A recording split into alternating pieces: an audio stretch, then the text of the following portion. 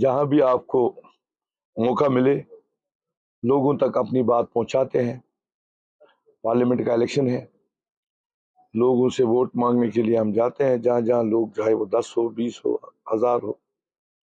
तो road show यही था हमारा आज उड़ी में। आज पहला था हमारा यहाँ पे श्री में, हमने मीटिंग की थी घंटा। तो लोगों तक आज हमने अपने पार्टी का पैगाम, और जो इससे पहले मेंबर पार्लियामेंट वहां पे गए थे, अगर आप देखोगे पिछले 50 साल में एनसी के 45 साल यहाँ पे मेंबर पार्लियामेंट लोकसभा के रहे। तो आज मौका है 5 साल के बाद लोगों को उनका हिसाब लेना चाहिए कि उन्होंने पार्लियामेंट में क्या किया, यहाँ लोगों के लिए क्या किया। क्या कभी उन्होंने वहां पे हमारे जो बेरोजगार नौजवान हैं उनकी बात की, या उड़ी में जो यहाँ पे पावर प्रोजेक्ट्स है जो उन्होंने आज तक कहा कि हम वापस ले लेंगे, क्या उन्होंने कभी बात की।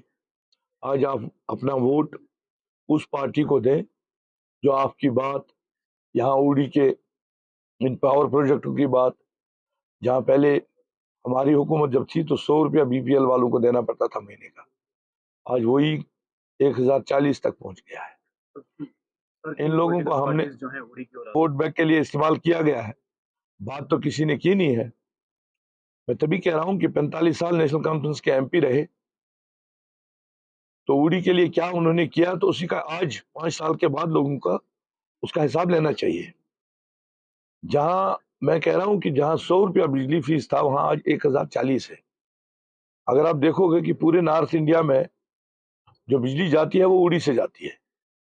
अगर उड़ी का ही बाशिंदा इस बिजली से महरूम है और उनको उतना बिजली फीस देना पड़ता है कि दिल्ली में जो है 300 यूनिट फ्री गवर्नमेंट दे रही है, और उड़ी के बाशिंदों को जहां से ये बिजली जाती है, जहां बनती है, पानी हमारा और बिजली का फीस भी इतना ज्यादा, तो उसी के लिए मेंबर पार्लियामेंट यहाँ से हमने भेजे थे, जो 2019 में भेजे थे, जिसमें 3 मेंबर पार्लियामेंट नेशनल कॉन्फ्रेंस के थे। क्योंकि यहाँ पे यूनियन टेरिटरी है, यूनियन टेरिटरी का डायरेक्ट कंट्रोल जो है वो मरकज का होता है, होम मिनिस्ट्री का होता है। क्या उन्होंने कभी वहां पे बात की?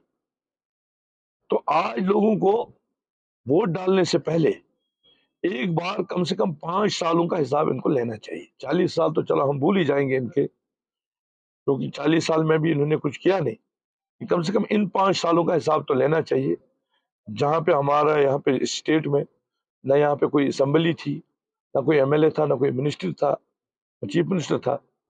क्या इनकी कारकर्दगी क्या रही पार्लियामेंट में? देखिए, आज कश्मीर की आवाम को फैसला करना पड़ेगा कि 5 अगस्त 2019 के बाद जम्मू कश्मीर में जो हालात बने, एक तरफ बीजेपी वाले ये कह रहे हैं कि 370 हटने के बाद जम्मू कश्मीर का आवाम खुश है, खुशहाल है और यहाँ पे तरक्की है। दूसरी साइड से नेशनल कॉन्फ्रेंस भी है, जो जिनका अलायंस अभी जो है कांग्रेस, शिवसेना, बाकी जो आप कह रहे थे कि इन पार्टियों को बहुत सारे झंडे हैं, अपनी पार्टी आज उनका जलसा भी है यहाँ बारामूला में। तो ये सारी ताकतें जो है ये इकट्ठा होके आज बीजेपी के लिए यहाँ पे लड़ रही है। यहाँ जो इलेक्शन है, हमारी जो लड़ाई है, हमारी लड़ाई इन पार्टियों से नहीं है, चाहे हमारा यहाँ पे उड़ी का नेशनल कॉन्फ्रेंस का कोई भाई हो या और किसी तंजीम का। हमारी लड़ाई जो है, हमारी लड़ाई बीजेपी से है डायरेक्ट। और ये जो लोग हैं ये उनका एजेंडा लेके यहाँ पे लोगों के पास जाते हैं। देखिए, इंजीनियर रशीद साहब तो आपको पता ही है, जितने भी लीडर 5 अगस्त के बाद अरेस्ट किए गए उनमें से वो भी एक थे। सबों को रिहा किया गया, उस एक को नहीं रिहा किया गया। उसमें कुछ चीजें हैं क्योंकि इस वक्त कोर्ट में है वो मसला। लेकिन मैं ये कहूंगा कि ऐसे जो इल्जामात है जो इंजीनियर रशीद साहब पे है, अगर आप देखोगे डॉक्टर फारूक अब्दुल्ला साहब पे तो साबित हुआ है कि उन्होंने क्रिकेट स्कैम किया है, उनको अरेस्ट नहीं किया गया। इसी तरह जो केस इंजीनियर रशीद साहब पे है, अगर आप अच्छी तरह से यहाँ पे जांच पड़ताल हो जाएगी तो बहुत सारे लोग ऐसे हैं जिन पे ऐसे केसेस हैं, लेकिन उसी एक को बंद कराने वाले यही लोग हैं कि जो 2 तंजीमें इस वक्त जो दो प्रेसिडेंट यहाँ पे इलेक्शन लड़ रहे हैं यही है। ये क्या बात करेंगे? इंजीनियर रशीद साहब जेल में है, हमारी पार्टी सदर मोहतरमा महबूबा जी, अगर आप देखेंगे 5 अगस्त 2019 के बाद अगर यहाँ पे कोई बात करता है कि जो हमारे हजारों नौजवान जेलों में हैं, یا انجینئر رشید صاحب کی بات اگر کسی نے کی وہ ہم نے کی اور آج بھی کرتے ہیں.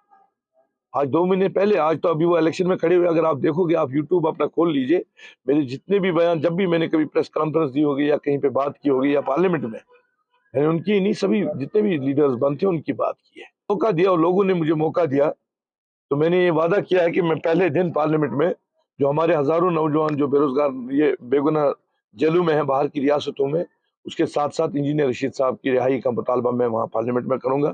یا ایسے بھی لوگ ہیں جو باہر کی ریاستوں میں جیلوں میں ہیں، جن بیچاروں کو 2 سال ہو گئے، ان کا کوئی ملاقات کرنے کے لیے بھی نہیں جاتا ہے. انشاءاللہ میں آپ کو ایک چیز بتاؤں گا، نیشنل کانفرنس کی حکومت یہاں پہ 37 سال رہی. ہماری حکومت پہلے مفتی صاحب 3 سال تھے، اس کے بعد 2.5 سال رہی. اگر آپ دیکھو گے ایل او سی ٹریڈ جو یہاں پہ اوڈی سے شروع ہوا وہ مفتی صاحب کے دور میں شروع ہوا. کم سے کم وہاں 300 400 یا 1000 لوگ تک تو جن کو روزگار ملتا تھا نا وہاں پہ، آج اس کی بات کوئی کرتا ہے؟ اور اگر آپ دیکھو گے جو ہمارا کامن منیمم پروگرام تھا جب ہماری بی جے پی کے ساتھ گورنمنٹ بنی، اس میں پہلا مدعا جو تھا وہ یہ power return of power projects. اور انشاءاللہ اگر اللہ تعالیٰ نے موقع دیا اور لوگوں نے موقع دیا، ہمارا جو پہلا موقع تھا جو ہمارا یہ پاور پروجیکٹس کا جو ہماری ڈیمانڈ تھی، انشاءاللہ وہ بعد میں بھی پہلے نمبر پہ ہوگی.